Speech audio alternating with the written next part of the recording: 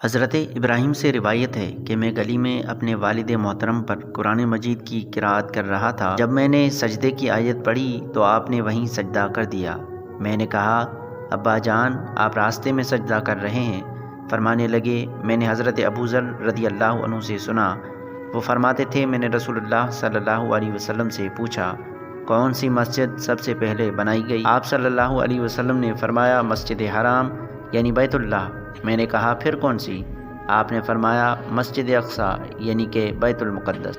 حضرت ابو ہریرہ رضی اللہ عنہ سے مروی ہے کہ رسول اللہ صلی اللہ علیہ وسلم نے فرمایا، 3 مساجد کے علاوہ کسی جگہ کی طرف دور دراز سے سواریاں کس کے نہ جایا جائے، اور وہ 3 مسجدیں یہ ہیں، مسجد حرام، مسجد نبوی اور مسجد اقصیٰ۔ حضرت سیدہ ام سلمہ رضی اللہ عنہا بیان کرتی ہیں کہ میں نے رسول اللہ صلی اللہ علیہ وسلم کو یہ فرماتے ہوئے سنا، جس نے مسجد اقصیٰ سے عمرہ یا حج کا احرام باندھا، اللہ تعالیٰ اس کے سابقہ تمام گناہ معاف کر دے گا۔